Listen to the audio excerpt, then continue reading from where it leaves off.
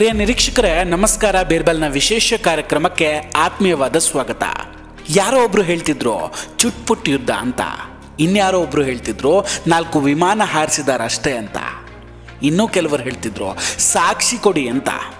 Operation Sindoor ನಿಜವಾಗಿಯೂ ಹೆಂಗಿತ್ತು ಅನ್ನೋದನ್ನು ಯಾರು ಊಹಿಸಿಕೊಳ್ಳೋದಕ್ಕೂ ಕೂಡ ಸಾಧ್ಯ ಇಲ್ಲ. ಲಿಟ್ರಲಿ ಅವತ್ತು ಪಾಕಿಸ್ತಾನದ ಕಮಾಂಡರ್ ಓಡ್ ಹೋಗಿ ಮಸೀದಿಯಲ್ಲಿ ಅಡಕ್ಕೊಂಡು ಕೂತಿದ್ದ. ಹಂಗಿತ್ತು ಭಾರತದ ಆಪರೇಷನ್ ಸಿಂಧೂರದ ಎಫೆಕ್ಟು. ಆಪರೇಷನ್ ಸಿಂಧೂರ್ ನಾವು ನೀವು ಅಂದ್ಕೊಂಡಷ್ಟು ಸಾಮಾನ್ಯದಲ್ಲ. ಪ್ರಾಬ್ಲಮ್ ಏನಂದರೆ ಇದರ ಬಗ್ಗೆ ಅಥವಾ ಇದರ ಎಫೆಕ್ಟ್ ಬಗ್ಗೆ ನಮ್ಮ ಹತ್ರ ಮಾಹಿತಿ ಇರಲಿಲ್ಲ ಅಷ್ಟೇ.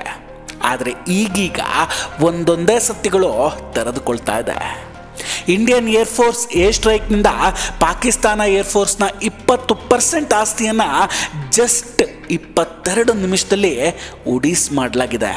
22 तारीख के हमले के जवाब में हमने 22 मिनट में आतंकियों के 9 सबसे बड़े ठिकाने तबाह कर दिए. ಆದರೂ ಇದನ್ನ ನಮ್ಮ ವಿರೋಧ ಪಕ್ಷದ ನಾಯಕರು ಮಾತ್ರ ನಂಬೋದೇ ಇಲ್ಲ. ವೀಕ್ಷಕರೇ, ಗ್ರೌಂಡ್ ಲೆವೆಲ್ನಲ್ಲಿ ಈ ಆಪರೇಷನ್ ಹೇಗಿತ್ತು ಅಂದರೆ, ಭಾರತ ಮಾಡಿದ ಅಟ್ಯಾಕ್ನಿಂದ ಪಾಕಿಸ್ತಾನಿ ಕಮಾಂಡರ್ ಅವನ ಪೋಸ್ಟನ್ನು ಬಿಟ್ಟು ಓಡಿ ಹೋಗಿ ಮಸೀದಿ ಒಳಗೆ ಅವಿತ್ಕೊಂಡಿದ್ದ.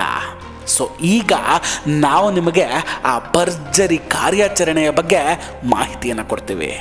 ಆಪರೇಷನ್ ಸಿಂಧೂರ್ನಲ್ಲಿ ಭಾರತದ ಸೇನೆ ತನ್ನ ಏರ್ ಫೋರ್ಸ್ನ ಡ್ರೋನ್, ರಫೇಲ್ ಹಾಗೂ ಸುಖೋಯ್ ಅಂತಹ ಫೈಟರ್ ಜೆಟ್ಗಳನ್ನು ಬಳಸಿ ದಾಳಿಯನ್ನು ಮಾಡಿತ್ತು.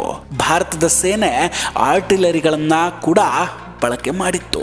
ಈ ದಾಳಿ ಹೇಗಿತ್ತು ಅಂದರೆ, ಪಾಕ್ ಆಕ್ರಮಿತ ಕಾಶ್ಮೀರದಲ್ಲಿ ಮುಜಫರ್ಬಾದ್ ಅನ್ನೋ ಸೆಕ್ಟರ್ ಇದೆ.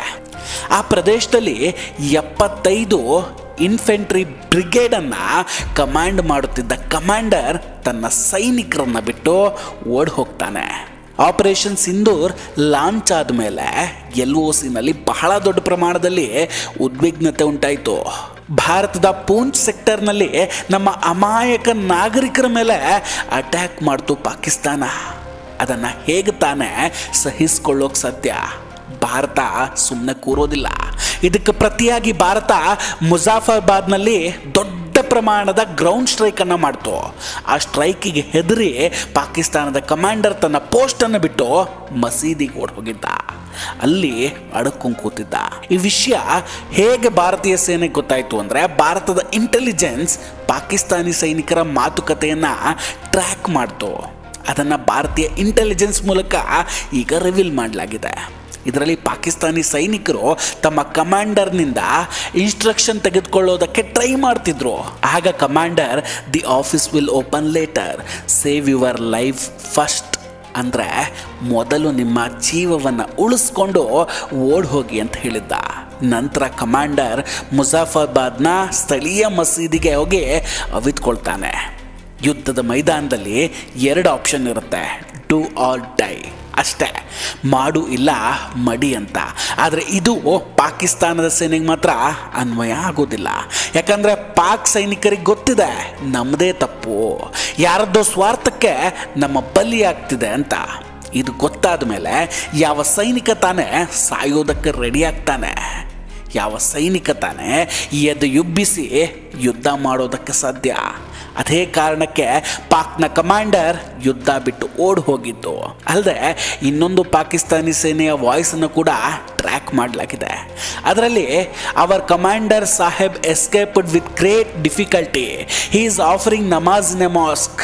ಹಿ is sent his men here and said he will return only when thing come down.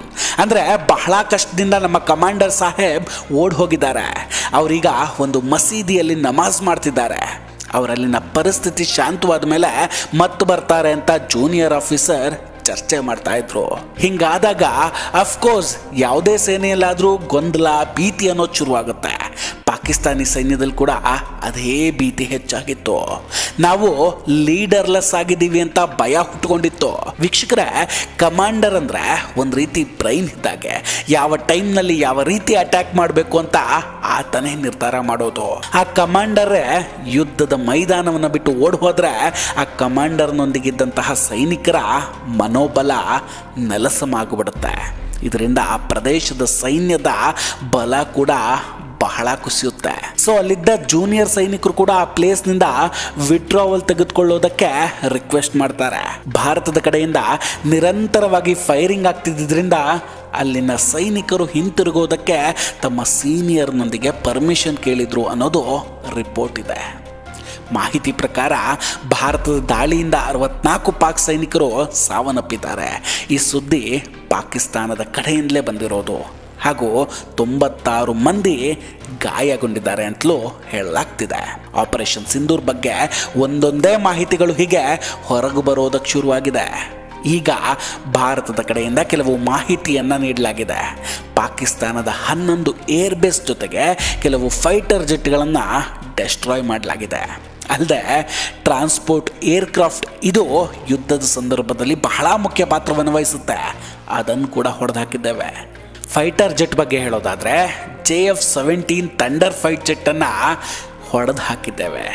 ಜೊತೆಗೆ ಪಾಕಿಸ್ತಾನ ಅಮೇರಿಕಾದಿಂದ ಖರೀದಿ ಮಾಡಿದ 2 F-16 ಜೆಟ್ಗಳನ್ನು ಕೂಡ ಡೆಸ್ಟ್ರಾಯ್ ಮಾಡಲಾಗಿದೆ.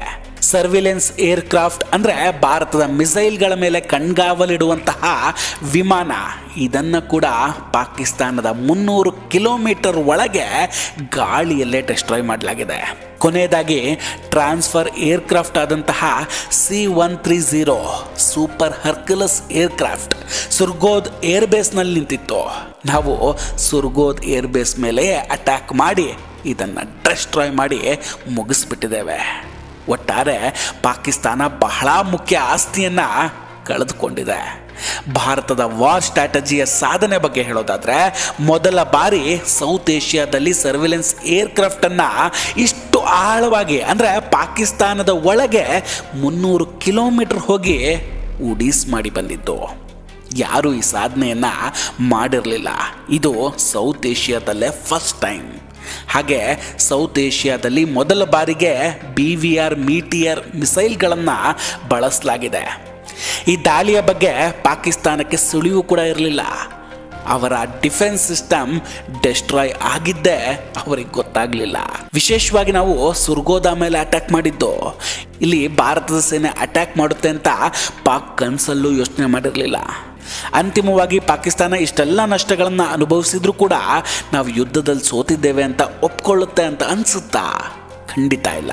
ಅದು ಅವರ ಜಾಯಮಾನವೇ ಅಲ್ಲ.